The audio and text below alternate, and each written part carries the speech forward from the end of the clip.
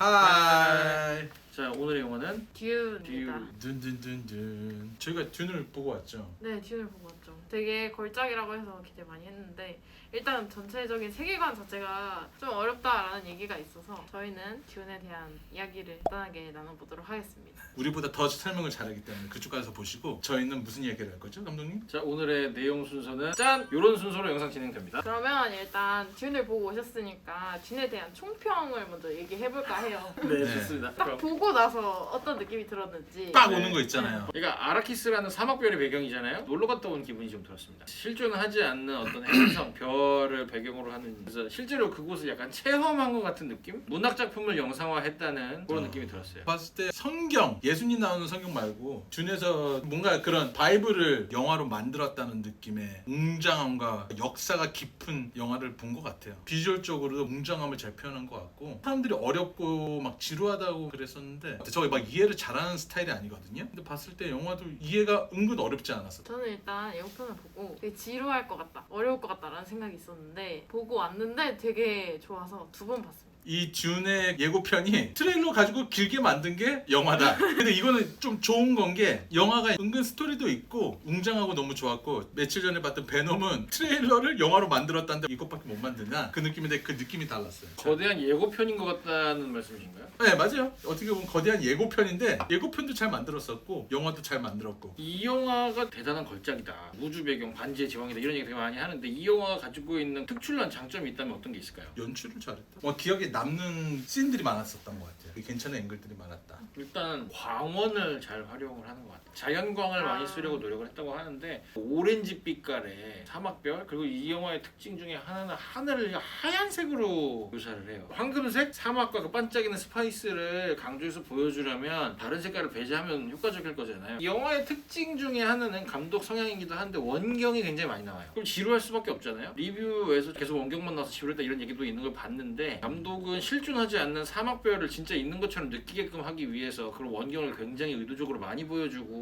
그 부분에서 지루하다고 느낄 수 있기 때문에 소리로 거길 채우죠. 어떤 소리 나온다고 했죠 아까?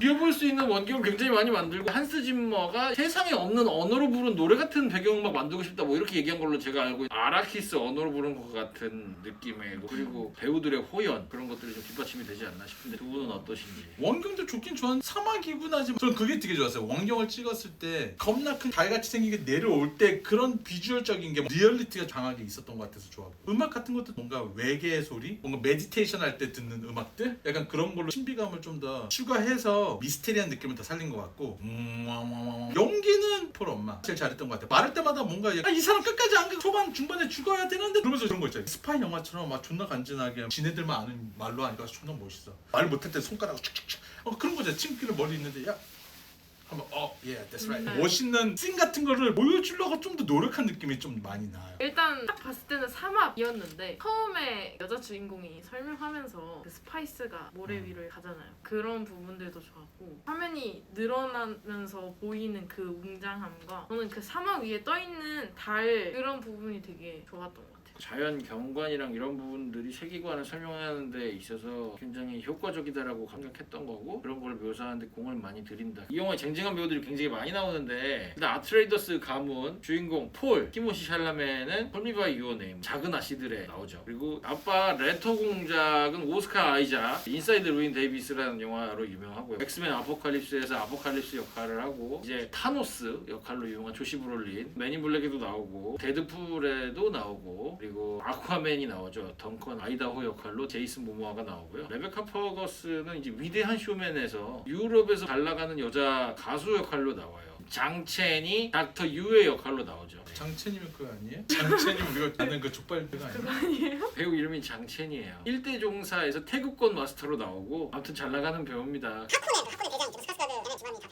감독님은 진짜 공부 되게 잘했을 것 같아. 이름을 어떻게 다 잘해요? 워낙 장대한 영화다 보니까 다들 출연 분량이 한 50분 이하? 폴이랑 폴 엄마만 잔뜩 나오죠. 폴 엄마의 연기는 다른 배우들과는 다르게 영화에 좀 비유를 하면 모래바람 같이 연기를 한다는 생각이 들었고 나머지 배우들은 바위처럼 연기한다는 생각이 들었어요. 굉장히 진짜처럼 두려워하고 걱정하고 셀 땐 세고 그 영화의 어떤 위기랑 감정 곡선을 엄마가 만든다고 생각해요. 폴은 계속 불안해하다가 마지막에 각성한 것처럼 싸우고 끝나는데 감정 기복이 크지 않습니다. 약간 신사임당 같은 캐릭터죠. 근데 전투도 잘하고 말도 잘해. 한국의 엄마의 상이네요. 그쵸, 약간. 굉장히 세밀하고 잘 짜여져 있어서 이 사람들이 겪는 감정이 진짜인 것 같다라고 느끼는데 가장 큰 역할을 하지 않나라는 생각을 했습니다. 근데 아들도 되게 섹시하게 잘 나왔어요. 딴 영화에서 나왔으면 매력적인 캐릭터가 아닐 수도 있는데 이 영화에서는 보면서 저 남자 멋있다, 되게 섹시하다 라는 느낌으로 다가올 수 있게 잘 만든 것 같아요. 한두 명만 딱 이렇게 포커스해서 이야기 나눌 수 있는 장면들이 좀 많았었던 것 같아요. 몰입할 수 있도록. 그리고 이 영화를 보면서 캐릭터성이랑 그런 뭔가 매력적인 거를 이 캐릭터가 이 정도는 아니는데 멋있게 만드는 연출들이 되게 많았었던 것 같아요. 전체적으로 되게 잘 어울리게 했던 것 같아요. 일단 캐스팅이 되게 잘 됐다는 생각을 했고 흠잡을 데 없이 잘했지 않았나.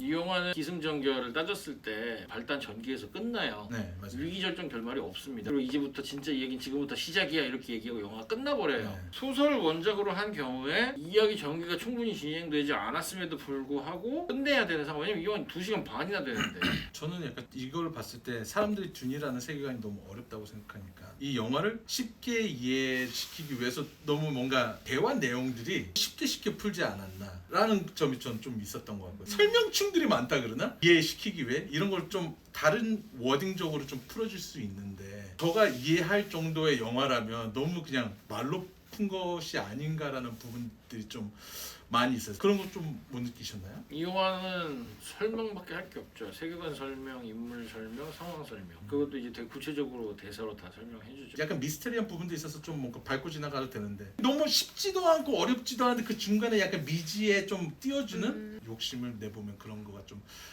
아쉬운 장점이면서도 단점이지 않았나. 네. 듀는 어디서 봐야 되는가? 듀는 사실 미국에서는 HBO 맥스랑 동시에 개봉해가지고 스트리밍으로도 볼 수 있는 영화죠. 아이맥스로 봐서 어땠어요? 그 웅장함이 좋았던 것 같아요. 그러니까 이 영화는 기본적으로 이 감독이 비주얼적으로 보여주려는 그런 웅장함이 있잖아요. 아이맥스가 최적이다. 공간을 보여주는 영화에서는 꼭 봐야 되지 않나. 그런 걸 느껴야 되기 때문에. 스트리밍으로 보면 되게 아쉬울 것 같아요.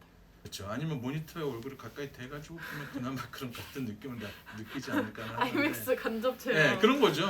그런 식으로 봐야죠. 뭐. 아이맥스 레이저랑 아이맥스랑 일반 영화랑 화면비가 다 달라요. 그리고 아이맥스 레이저로 봐야지 감독이 이야기하는 가장 큰 규모의 사이즈로 볼 수 있고 그건 국내에서 용산밖에 없어요. 근데 지금 용산 아이맥스는 문제가 있다고 해요. 화면이 굉장히 어두운데 스피커도 좀 찢어지는 듯한 소리가 난다라는 의견이 좀 있죠. 그래서 듀의 이제 클라이막스 지점에 가면 1대1 대결이 클라이막스 장면이잖아요. 너무 어두워가지고 피하 식별을 못할 정도로 어두워요. 그래서 이게 무슨 장면이지? 막 이런 상황이 발생하는 거죠. 돌비 시네마로 봤을 때 색의 표현이나 이런 부분이 훨씬 더 선명하고 좋다. 근데 아이맥스는 그 압도적인 규모감과 크기가 좋다. 이렇게 장단점이 되게 다른데 그래서 저는 돌비 시네마로 보면 뭐가 다를까? 그 맑은 색감, 약간 입자 이런 느낌이 훨씬 잘 산다는 인상을 받았어요. 처음 관람한다면 아이맥스로 보고 재관람을 한다면 돌비로 보는 게 좋지 않을까. 어땠어요? 사람들이 왜 아이맥스로 봐야 된다고 하는지를 느끼게 해주는 영화라고 생각했어요. 그 전에 아이맥스를 봤을 때는 막 그렇게 그런 느낌이 아니었거든요. 근데 얘는 이 풍경 자체를 그렇게 보여주니까 확실히 아이맥스로 봐야 된다. 그리고 나서 돌비를 봤는데 아이맥스보다 화면이 좀 짧아서 답답한 느낌이 좀 들었어요. 그럼 이제 마지막으로 하고 싶은 말과 별점 남기면서 마무리해볼까요? 체험할 수 있는 영화는 자주 나오지 않는 것 같아요. 가서 체험을 하시기에 참 좋은 영화이지 않을까라는 생각을 합니다. 어떤 체험이요? 아라키스 별로 여행을 떠나는 거죠. 사막별 체험. 한 4.5점 정도 줄 수 있습니다. 저도 이게 뭔가 일어나지 않은 가상의 역사를 역사책에서 보는 거를 영화로 표현해주지 않았나. 그래서 그런 웅장함을 잘 표현했고 재미있는 가상의 역사 스토리를 대작으로 표현한 영화지 않나. 그래서 저도 4.5점 줄 수 있는 것 같습니다. 스토리랑 캐스팅 자체가 너무 잘 맞았던 것 같고 이 화면적인 구성이나 음악들이랑 잘 어울린 것 같아서 파트 2가 되게 기대되는 영화라고 할 수 있을 것 같습니다. 한 4.8점 정도 줄 수 있을 것 같습니다. 따단. 열심히 떠들어 봤는데요. 저희도 다음 주에 새로운 영화로 돌아오도록 하겠습니다. 저희 구독자가 야금야금 늘어나고 있다는 소문입니다. 아 그러게요. 듀는 극장에서 보십시오. 자 그럼 안녕. 안녕.